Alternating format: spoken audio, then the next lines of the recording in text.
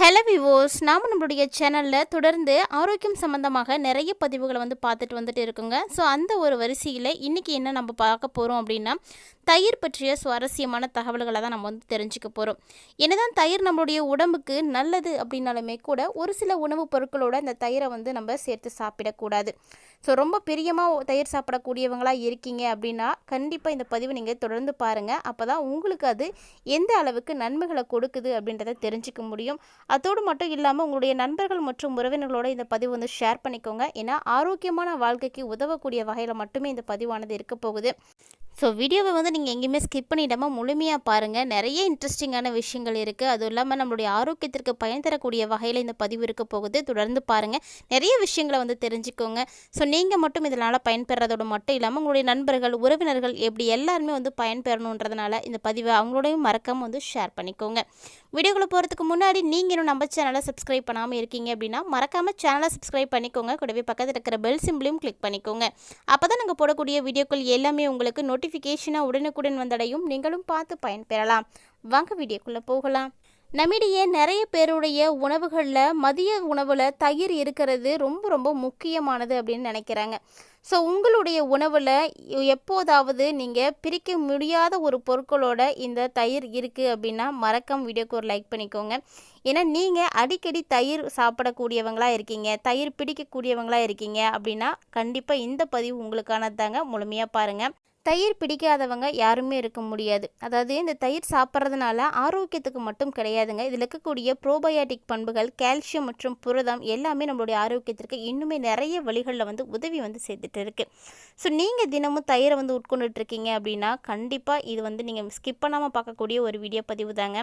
ஏன்னா நம்ம தெரியாமல் தயிரோட ஒரு சில உணவுகளை சேர்த்து சாப்பிட்டு வரோம். இப்படி நம்ம தெரிஞ்சோ தெரியாமலோ சாப்பிடும் பொழுது அது நமக்கு நிறைய விஷயங்களில் பிரச்சனைகளை ஏற்படுத்தி கொடுக்குது.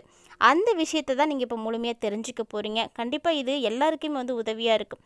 ஃபஸ்ட்டு நம்ம பார்க்கக்கூடிய பொருள் என்ன அப்படின்னா, உப்பு நிறைந்த தின்பண்டம். இந்த உப்பு நிறைந்த தின்பண்டங்களோட ஒரு சிலர் பார்த்திங்கன்னா தயிரை சேர்த்து சாப்பிடுவாங்க. அது ரொம்ப ரொம்ப தவறான ஒன்று. உப்பு நிறைந்த தின்பண்டங்களோட இந்த சில்லுகள், பொரியல், உப்பு கொட்டைகள் இது போன்ற உப்பு நிறைந்திருக்கக்கூடிய விஷயங்களோட நீங்கள் ஒருபோதும் தயிரை சாப்பிடவே கூடாது. ஒருவேளை அப்படி சாப்பிட்றீங்க அப்படின்னா அது செரிமான அமைப்பில் மோசமான விளைவுகளெல்லாம் ஏற்படுத்தி கொடுத்துடும். இந்த உணவுகளில் உப்பு இருக்குது. ஸோ உங்களுடைய உடலில் தண்ணீரை சேமிக்கிறதுக்கு இது காரணமாகவே இருக்கும். அதனால் கவனமாக சாப்பிடுங்க.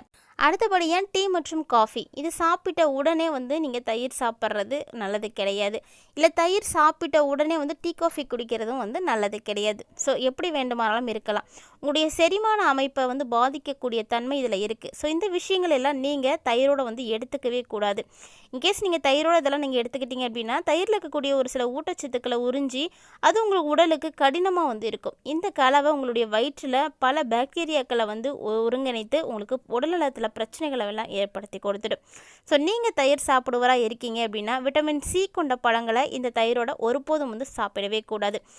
ஃபார் எக்ஸாம்பிள் ஆரஞ்சு, ஸ்ட்ராபெரி இல்லைனா கிவி இது போன்ற பழங்களெல்லாம் எப்போதுமே நீங்கள் தயிரோடு சாப்பிட்றது தவறுங்க. அது உங்களுடைய ஆரோக்கியத்திற்கு ரொம்ப ரொம்ப தீங்குகளை எல்லாம் ஏற்படுத்தி கொடுத்துடும். அது மட்டும் இல்லாமல் தயிரோடு நிறைய இனிப்புகளையும் நீங்கள் சாப்பிடக்கூடாது. இது உங்கள் ரத்தத்தில் இருக்கக்கூடிய சர்க்கரையினுடைய அளவை ரொம்ப வேகமாக உயர்த்தி கொடுத்துடும். அதனால் உங்களுடைய உடலில் இன்சுலினுடைய எதிர்ப்பு நிறைய சிக்கல்களை ஏற்படுத்தி நிறைய பாதிப்புகளை கொடுக்கும். இதுவும் உங்களுடைய வயிற்றில் நிறைய பாக்டீரியாக்களை உண்டு பண்ணி பிரச்சனைகளை மென்மேலும் அதிகரிக்க ஆரம்பிச்சிடும். நிறைய பேருடைய பழக்கம் என்ன அப்படின்னா மதிய உணவில் இந்த தயிரை எடுத்துக்கிறது தாங்க. இந்த மதிய உணவில் தயிரை வலிய ஊற்றி பிசைஞ்சி ஒரு வாய் சாப்பிடக்கூடிய சுவை பார்த்திங்கன்னா நிறைய பேருக்கு ரொம்ப பிடிக்கும். அதுலேயும் ஒரு சிலர் பார்த்திங்கன்னா இப்படிப்பட்ட சாப்பாடை சாப்பிட்டா தான் அந்த மதிய உணவே முழுமையடைந்தது, மதிய உணவுக்கான ஒரு தன்மையே இதில் தான் இருக்குது அப்படின்னு கூட ஒரு சிலர்லாம் நினைக்கிறாங்க. தயிர் பல வகைகளில் நமக்கு நன்மைகளை கொடுத்துட்டு தான் இருக்குது. குறிப்பாக தயிர் பார்த்திங்கன்னா வயிற்றை இதமாக்கி கொடுக்கும். ஸோ தயிரில் இருக்கக்கூடிய பாக்டீரியா செரிமானத்துக்கு உதவுது. அது இல்லாமல் தயிரில் விட்டமின்கள், தாது உப்புக்கள் இது எல்லாமே நிறையவே இருக்குது. ஸோ இது உங்களுடைய நோய் எதிர்ப்பு சக்தியை அதிகரித்து கொடுக்கும். அதாவது இந்த தயிர் எப்படி உருவாகுது, பால் தயிராக மாறுது, அது எதனால் அப்படின்னா இதில் இருக்கக்கூடிய ஒரு பாக்டீரியா தாங்க. லாக்டோபாகிலஸ் டெல்ஃப்ரிக் என்ற பாக்டீரியா தான் இந்த கலவையோடு சேர்ந்து நொதித்தல் மூலமாக தயிராக மாறுது. ஸோ இதில் பாஸ்பரஸ், கால்சியம், விட்டமின் பி2, விட்டமின் பி12, மெக்னீஷியம், பொட்டாசியம் இது எல்லாமே அதிகமாக வந்து நிறைஞ்சிருக்கு. அதே போல் இது பெண்களுடைய கர்ப்பப்பைய ஆரோக்கியத்தை வந்து மேம்படுத்துறதுக்கும் உதவியாக இருக்குது. முக்கிய பங்கு எடுத்துக்கிட்டு தான் இருக்குது. இத்தனை நன்மைகளை உள்ளடக்கிய தயிரை நீங்கள் ஒரு சில உணவுகளோட மட்டும்தான் வந்து சேர்த்து சாப்பிடக்கூடாது. இன்கேஸ் நீங்கள் அப்படி சாப்பிட்டீங்க அப்படின்னா அந்த உணவே உங்களுக்கு நஞ்சாக வந்து மாறி போயிடுது. அதாவது நிறைய ஒவ்வாமை பிரச்சனைகளை ஏற்படுத்தி கொடுத்துடும். அடுத்தடுத்த முறைகளில் இந்த மாதிரியான தவறுகளை நீங்கள் செய்யக்கூடாது அப்படின்றதுக்காக தான் இந்த மாதிரியான எச்சரிக்கை பதிவுகளானது கொடுக்குறோம். ஸோ கண்டிப்பாக இந்த பதிவு உங்களுக்கு பயனளிக்கக்கூடிய வகையில் இருக்குங்க. உங்களுக்கு இந்த மாதிரியான விஷயங்கள்லாம் வந்து ரொம்ப பிடிக்கும் அப்படின்னா மறக்காம வீடியோக்கு லைக் பண்ணிக்கோங்க. தொடர்ந்து பாருங்கள், சேனலை சப்ஸ்கிரைப் பண்ணிக்கோங்க. இது மாதிரியான ஆரோக்கியமான விஷயங்களை நீங்கள் பார்க்குறது மட்டும் இல்லாமல் எல்லாரோடையும் வந்து ஷேர் பண்ணிக்கோங்க. எல்லாருமே வந்து பயன்பெறட்டும். அதாவது இந்த தயிரை வந்து எப்போதுமே நம்ம மீனோட வந்து சேர்த்து சாப்பிடக்கூடாது அப்படின்னு சொல்லுவாங்க. 2 உணவுப் பொருட்களிலுமே புரதச்சத்து அதிகமாக இருக்குது. அதனால தான் இந்த தயிரை மீனோட வந்து சேர்த்து சாப்பிட்றத வந்து தவிர்க்கணும் அப்படின்னு சொல்கிறாங்க. அதாவது ஒரு அறிக்கையின்படி பார்த்தீங்கன்னா இது 2மே ஜீரணிக்க கடினமாக இருக்குமா. ஸோ விலங்குகளுடைய புரதத்தை காய்கறிகளுடைய புரதத்தோடு எப்போதும் இணைக்கக்கூடாது அப்படின்னு சொல்லுவாங்க. இது வயிறு தொடர்பான பிரச்சனைகளுக்கு வழிவகுக்கும். ஸோ இதை வந்து கரெக்டாக ஃபாலோ பண்ணிக்கோங்க. அதே போல் மாம்பழம், நிறைய பேருக்கு மாம்பழத்தை தயிர் சாதத்தோடு வந்து இணைச்சி சாப்பிட்றது வந்து ரொம்ப பிடிக்கும். அதாவது இந்த காம்பினேஷன் வந்து ரொம்ப நல்லா இருக்கும் அப்படின்னு ஃபீல் பண்ணுவாங்க. இன்கேஸ் குழந்தைங்களுக்குலாம் ரொம்ப ரொம்ப வந்து பிடிக்கும்.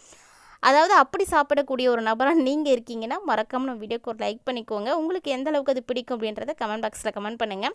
மாம்பழத்தை தயிரோடு வந்து இணைத்து சாப்பிடும்போது உடலில் குளிர்ச்சி மற்றும் வெப்பநிலையை வந்து ஏற்படுத்துது. ஸோ இது தோல் பிரச்சனைகளுக்கு வந்து வழிவகுத்துடுமா.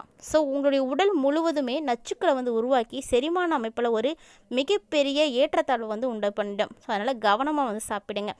அதே போல் தான் மக்கள் பெரும்பாலும் தயிரை வந்து வெங்காயத்தோடு வந்து சேர்த்து சாப்பிடுவாங்க. பிரியாணியோடலாம் நிறைய பேர் வந்து தயிரை வந்து ரைத்தா வடிவில் வந்து சாப்பிட்றாங்க. ஸோ தயிர் பார்த்திங்கன்னா குளிர்ச்சியானது. அதே நேரத்தில் வெங்காயமும் வந்து குளிர்ச்சியானதுங்க. வெங்காயம் உடலில் வெப்பத்தை உற்பத்தி செய்யும் அப்படின்னு சொல்லுவாங்க. இந்த பழக்கத்தை நீங்கள் உடனடியாக நிறுத்தினீங்க அப்படின்னா ரொம்ப ரொம்ப நல்லது தான்.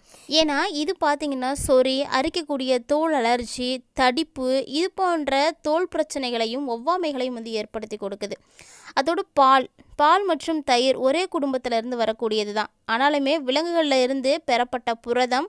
ஸோ அதனால் இதை வந்து நீங்கள் ஒன்றா வந்து எடுத்துக்கவே வந்து கூடாதுங்க. இது வயிற்றுப்போக்கு, அமிலத்தன்மை, வீக்கம், வாய்வு இது மாதிரி எல்லாத்தையும் வந்து ஏற்படுத்தி கொடுத்துடும். அடுத்ததாக எண்ணெய் உணவுப் பொருட்கள், எப்போதுமே தயிரோடு சேர்த்து எண்ணெய் உணவுகளை வந்து சாப்பிட்றத வந்து தவிர்த்துக்கோங்க. இது செரிமானத்தை மெதுவாக்கும். மேலும் நாள் முழுவதும் உங்களை வந்து சோம்பேறித்தனமாக வந்து இருக்கிற மாதிரி ஃபீல் பண்ண வைக்கும். அதனால் இந்த பழக்கத்தை நீங்கள் கண்டிப்பாக வந்து கைவிட்டுடுங்க. ஸோ இவ்வளோ விஷயங்கள் தயிரில் வந்து இருக்குங்க. ஸோ அப்படிப்பட்ட தயிரை நீங்கள் எப்படியெல்லாம் வந்து ஃபாலோ பண்ணுறீங்க அப்படின்னு மறக்காமல் வந்து கமெண்ட் பண்ணுங்கள். ஸோ இந்த விஷயங்களை எல்லாம் நாங்கள் வந்து ஃபாலோ பண்ணுறது இல்லை அப்படின்னு எத்தனை பேர் இருக்கீங்க அப்படின்னும் மறக்காமல் வந்து கமெண்ட் பண்ணுங்கள். தயிரை ஒரு சில உணவுப் பொருட்களோடு சாப்பிடும் பொழுது அது நமக்கு நன்மைகளையும், ஒரு சில உணவுப் பொருட்களோடு சாப்பிடும் பொழுது நமக்கே தெரியாமல் நிறைய பாதிப்புகளையும் ஏற்படுத்துது அப்படின்றத நீங்கள் இந்த பதிவின் மூலமாக தெளிவாக பார்த்துருப்பீங்கன்னு நினைக்கிறேன். கட்டாயமாக உங்களுக்கு பதிவு பிடிச்சிருக்குன்னு நினைக்கிறேன். பிடிச்சிருந்தால் லைக் பண்ணுங்கள், ஷேர் பண்ணுங்கள், மறக்காமல் கமெண்ட் பண்ணுங்கள். இது மட்டும் இல்லாமல் இது போல் பல இன்ட்ரெஸ்டிங்கான தகவல்களோட நம்மளுடைய சேனலில் நம்ம அடுத்தடுத்த பதிவுகள் வர இருக்குது. ஸோ தொடர்ந்து பார்க்குறதுக்கு சேனலோடு இணைந்திருங்க.